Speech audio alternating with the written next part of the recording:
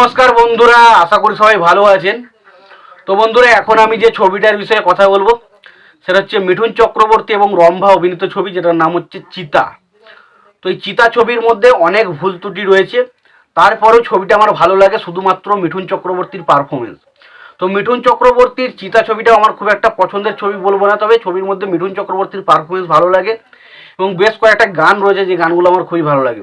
এবং মিঠুন চক্রবর্তী এবং রম্ভা এই জুটিটাকে দেখতে না খুব মিষ্টি লাগে। তো যেই কারণে আজকে ছবিটা নিয়ে আমি কথা বলবো। ছবিটার নাম হচ্ছে চিতা। তো চিতা ছবিটা খুবই ভালো একটা ছবি এবং চিতা ছবির একটা ডায়লগ রয়েছে, শালা সাপের ছোবল আর এই চিতার খাবল, যেখানে পড়বে 2.5 কেজি মাংস তুলে নেবে। তো সেই ডায়লগটা ঘ্যামা লাগে।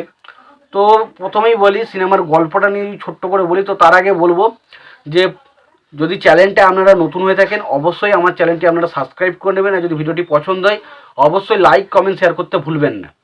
তো দেখুন, এই সাপের ছোবল আর চিতার খাবল, যেখানে পড়বে 2.5 কেজি মাংস তুলে নেবে।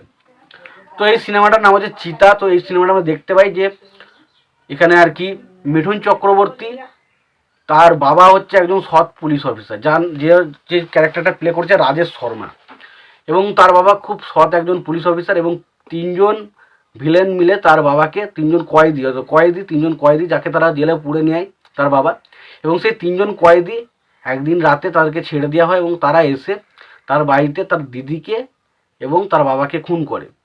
এবং সেই মুহূর্তে তারপর খুন করার পর তারা হঠাৎ করে খুন করে তাদের বাড়িটা পুরোপুরি তাদেরকে ছাড়খাড় করে দেয়।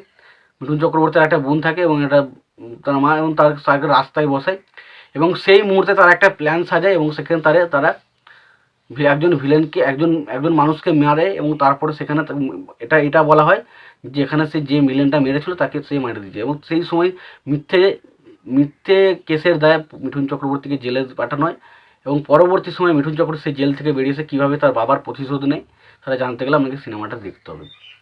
তো সিনেমাটার সব থেকে পজিটিভ দিক যেটা হচ্ছে মিঠুন চক্রবর্তী এবং রম্ভার কেমিস্ট্রি। মিঠুন চক্রবর্তী এবং রম্ভাকে অসাধারণ লাগে যে কোনো সিনেমায়, সত্যি কথা বলছি অসাধারণ লাগে। কারণ মিঠুন চক্রবর্তী রম্ভার এর আগে একটা ছবি দেখছিলাম যেটার নাম হচ্ছে দাদা, সেটা খুব ভালো লেগেছিলো বাংলাতে, এবং অবশ্যই চিতা ছবিতে মিঠুন চক্রবর্তী এবং রম্ভার কেমিস্ট্রিটা খুব সুন্দরভাবে ফুটে ওঠে। দ্বিতীয় আমি যেটা বলবো আমার পজিটিভ, সেটা হচ্ছে মিঠুন চক্রবর্তীর পারফরমেন্স যে কোনো জায়গাতে, তার ডায়লগ ডেলিভারি বলুন, তার অ্যাটিটিউড বলুন, তার স্টাইল বলুন, তার কমেডি টাইমিং বলুন। একটা জায়গা রয়েছে যেখানে আর কি তার বোনেরা ভিলেনে কিছু মেরে তার বোনকে হসপিটালে ভর্তি করে, সেই মুহূর্তে একটা ডায়লগ দেবে যে 40 টাকা কিলো আপেল খাবি নাকি, ওইখানে একটা ডায়লগ রয়েছে। বা একটা জায়গা রয়েছে যেখানে আর কি মিঠুনের বোন তাকে চালাকি করে ধরার চেষ্টা করে এবং সেখানে সে একটা রেকর্ডিংটা চালিয়ে রাখে। তখন সেই মুহূর্তে মিঠুন চক্রবর্তী তখন সে কীভাবে খুন করেছে বাকি দুজন ভিলেনকে সে তখন তাকে বলতে থাকে, এবং বলার পর তার বোন তাকে ভাবে যে সে তাকে পরের দিন জেলে ভরবে, সে ভাবছে সে নিজে শাস্তি দেবে, কিন্তু সেই মুহূর্তে সে যখন আসে পুলিশকে নিয়ে তখন সেখানে সেই জিনিসটা এপ্রিল ফুল বানায়া, ওই সিনটা প্রচণ্ড মজাদার। তো ছবির মধ্যে ওই সিনগুলো প্রচণ্ড মজা রয়েছে এবং স্পেশালি কমেডি টাইমিংয়ে বলতে হবে শুভাশিস মুখার্জি ভাই অসাধারণ যে কটা টাইমিং করেছে। ছবির মধ্যে হয়তো সেটা ইললজিক্যাল মনে হয়েছে, এখন এই মুহূর্তে আমি ছবিটা দেখলে হয়তো ইললজিক্যাল বিষয়গুলো লাগে, বাট ছবির মধ্যে সে কমেডিগুলো না দুর্দান্ত ছিল। প্রত্যেকটা কমেডি দুরন্ত হাসি পায়। মানে মানে মানে মোটামুটি সুভাষিস মুখার্জি 7-8টা সিন প্রায় আছে ছবির মধ্যে, 7-8টা সিন প্রায় হু হু করে আপনি হাসবেন। প্রত্যেকটা সিনে প্রচণ্ড হাসি পাবে সিনগুলো। আর ওখানে সুভাষিস চট্টোপাধ্যায় অ্যাক্টিংটা দেবেন যে এরকম সালা 7 পুলিশের পুলিশ আমি, আমাকে দাদা দেখাচ্ছে, সালা দাদাকে মানে কালা করে দেবো, সেই জিনিসটা দারুণ লাগে, সেই জিনিসটা দেখতে দারুণ লাগে। এবং স্পেশালি আরেকটা কথা বলবো এই ছবি নিয়ে, সেখানে হচ্ছে এই ছবিতে মিঠুন চক্রবর্তীর বোনের ক্যারেক্টারে রয়েছিল উষশ্রী। তো উষশ্রী এখানে কিন্তু পুলিশের ক্যারেক্টারে যে অ্যাকশনগুলো করেছিল সেগুলো দেখতে বেশ ভালো লাগে। তো মেয়ে হিসাবে এরকম ধরনের অ্যাকশন কিন্তু আমরা খুব একটা মেয়েকে করতে দেখি না, তো ডেফিনেটলি এটা কিন্তু বিশাল একটা ভালো দিক ছিল। এবং ছবির ইমোশনাল পয়েন্টটা কিন্তু বেশ ভালো ছবির মধ্যে, এবং মিঠুন চক্রবর্তী এবং তার মায়ের মধ্যে যে কেমিস্ট্রিটা সেটা সুন্দরভাবে ফুটে ওঠে। এবং ভিলেনগুলোর বলবো না যে বিশাল এক্সট্রাঅর্ডিনারি কিছু রয়েছে, বাট ভিলেনগুলোকে মারার টেকনিক অন্যরকম ছিল, ভালো ছিল। এবং গান কয়েকটা বেশ ভালো ছিল, যেমন সোমবারেতে হলো দেখা একটা গান রয়েছে, বা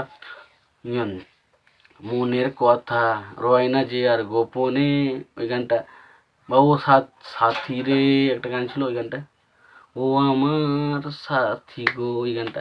তো গানগুলো খুবই ভালো। ছবিটা এক কথায় বলতে গেলে মোটামুটি একটা সিনেমা, আমি বলবো না যে এক্সট্রাঅর্ডিনারি বিশাল সিনেমা, আপনার দেখতেই হবে। তবে আপনারা যদি দেখে থাকেন সিনেমাটা আপনাদের কেমন লেগেছে অবশ্যই কমেন্ট বক্সে কমেন্ট করে জানাতে পারেন। আর মিঠুন চক্রবর্তীর পারফরমেন্স স্পেশালি আপনাদের কেমন লেগেছিল সেটাও জানাতে পারেন।